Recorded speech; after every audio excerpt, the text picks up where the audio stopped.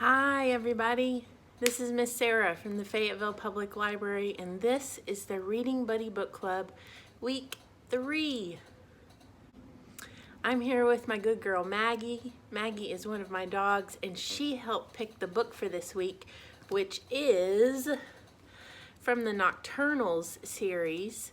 This is called the Chestnut Challenge, and the Chestnut Challenge looks a lot like the game of Checkers. That's right. And Checkers is actually one of Maggie's favorite games. So I think that's why she picked this book. The Chestnut Challenge is written by Tracy Hecht, and this is part of a series. So if you like it, you can definitely come to the library and check out more. All right, let's get started. Before we get going, the Nocturnals is about a group of animals who are nocturnal.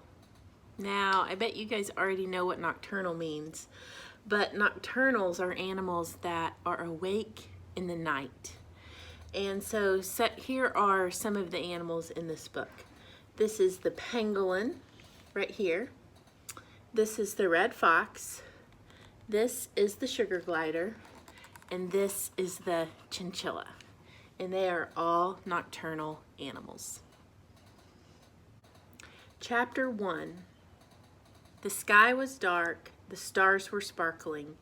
Many animals were sleeping, but 3 friends were wide awake, and they were playing a game of chestnut checkers. "Tobin, it's your move," said the sugar glider. He snapped his small fingers, tapped his tiny foot. "Hurry up," he chided. "Bismarck," the fox said, "let Tobin take his time. Deciding what chestnut to move is not easy." "Oh goodness," Tobin sighed. The pangolin scratched his chin. The pangolin chewed his claw. Finally, Tobin moved a chestnut. This is Tobin right here. "Ah! You've fallen into my trap," said Bismarck. "I will be the Chestnut Champion now. Watch this." And Bismarck moved one of his chestnuts. "But Bismarck," said Tobin, "now I can do this."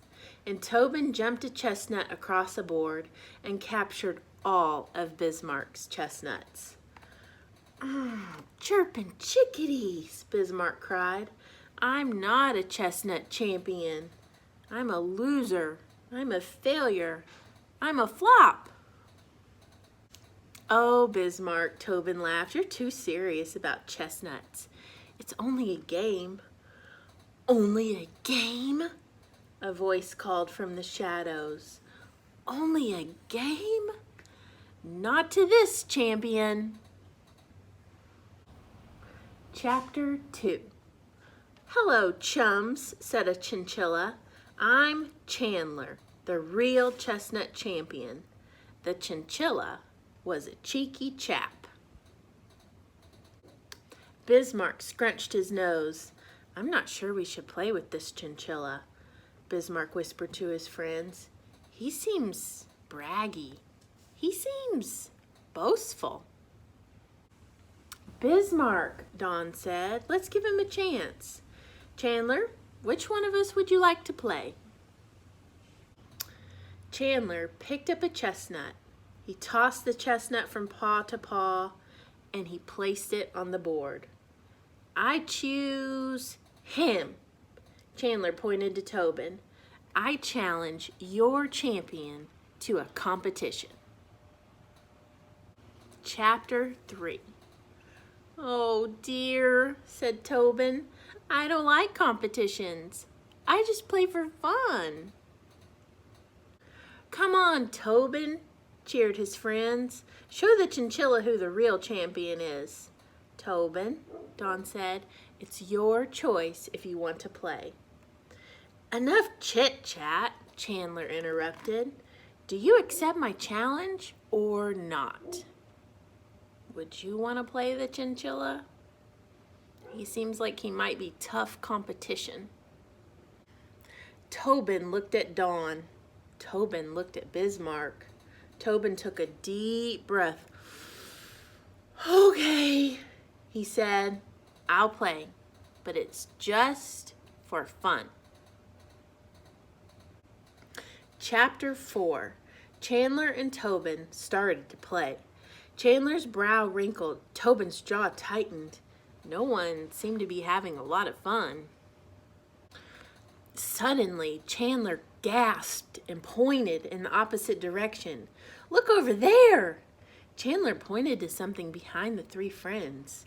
Dawn, Tobin, and Bismarck all turned. What is he doing now? I think he's doing something sneaky. That's when Chandler reached forward and moved one of Tobin's chestnuts. Dawn was confused. "I didn't see anything unusual over there," said Dawn. "Nothing," said Bismarck. "Chandler the Chinchilla, you need to get your eyes checked." "Maybe it was just a shadow. Sorry. But it's my turn. And Tobin, chap, your chestnut is all mine." Chandler captured the chestnut that he had just moved. Oh no. Dawn leaned over and studied the board. Dawn did not remember Tobin's chestnut being in that spot. "Amigo Pangolino," Bismarck cried, "you cannot lose to this cheeky challenger." Tobin's heart beat faster. Just then, Chandler took a deep breath and then, achoo! The chinchilla sneezed and leaned over the board, and when the friends were not looking, Chandler moved 2 more chestnuts. Chapter 5. "Excuse me," Chandler sniffed. Chandler let out a chuckle. He was pleased. No one had seen him cheating. "Tobin," Bismarck cried, "it's your turn. Don't let the chinchilla turn you into a chestnut chump." Poor Tobin. Tobin closed his eyes to think, and when Tobin's eyes were shut, Chandler reached out and stole another of his chestnuts. "Dawn, Tobin," Bismarck hollered. "Did you see that? Did you see that? This chinchilla is not cheeky, he's sneaky." Chandler just stole Tobin's chestnut. Look at his face. He is not playing around. He wants Chandler to be caught. Chandler's mouth dropped open. "Who, me?" said Chandler. "But my sugar glider chap, you must be mistaken." Dawn took a step forward. She had seen Chandler take one of Tobin's chestnuts. "Chandler, are you sure you didn't take a chestnut?" Dawn held Chandler in her gaze. She gave him the eye. Chandler's cheeks became pink. His teeth started to chatter. And then from Chandler's paw, out dropped a chestnut. Chapter 6. Chandler coughed, Chandler cried out, and then Chandler caved. "Yes, I'm not a Chestnut Champion. I'm a cheater." "Chandler," Dawn said, "champions don't play cheap tricks. And besides," said Tobin, "playing chestnuts isn't about winning. It's about having fun and doing your best." "I shouldn't have cheated," Chandler said, "but I wanted to be a champion. I wanted to win." "Chandler, no one wins every time," said Tobin, "but the more you practice, the better you'll play." That's good advice. Dawn smiled at the chinchilla. "Chandler, do you want a second chance?" Tobin clapped. "Yeah, I'll cheer you along." Bismarck narrowed his eyes. "And I will keep an eye on your chestnuts."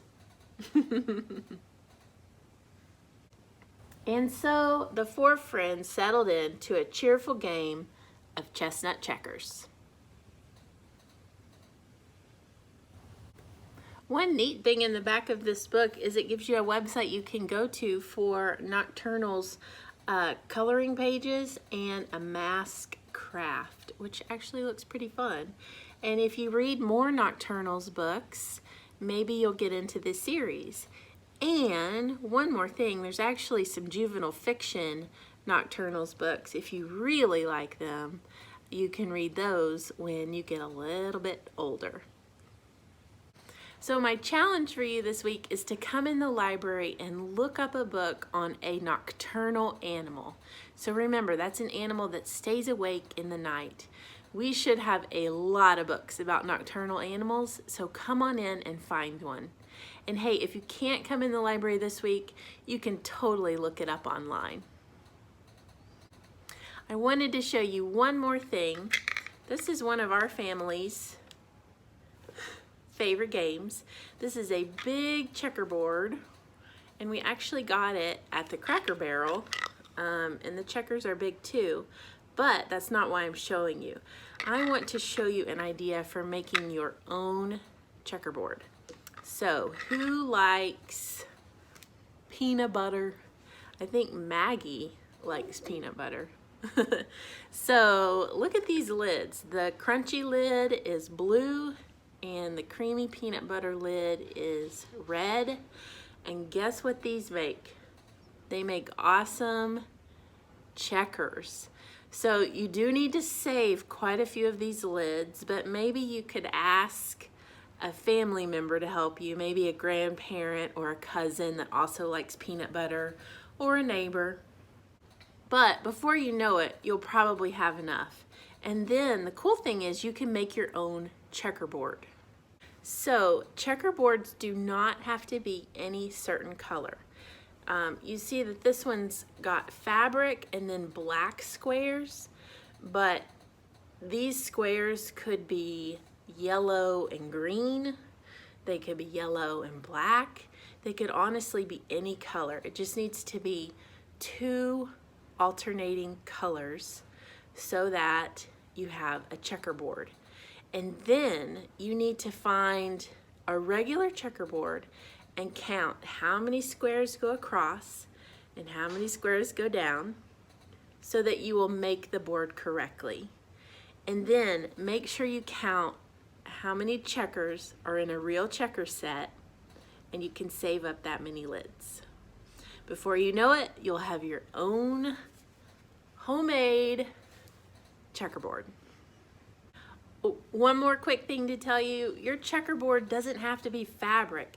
You could get a piece of fabric, cut it to the size you want, and then paint squares onto it. That's a good idea. But it could also just be a big piece of paper or several pieces of paper taped together. Or talk to your parents. Maybe they might have another idea of how you could creatively make a big checkerboard.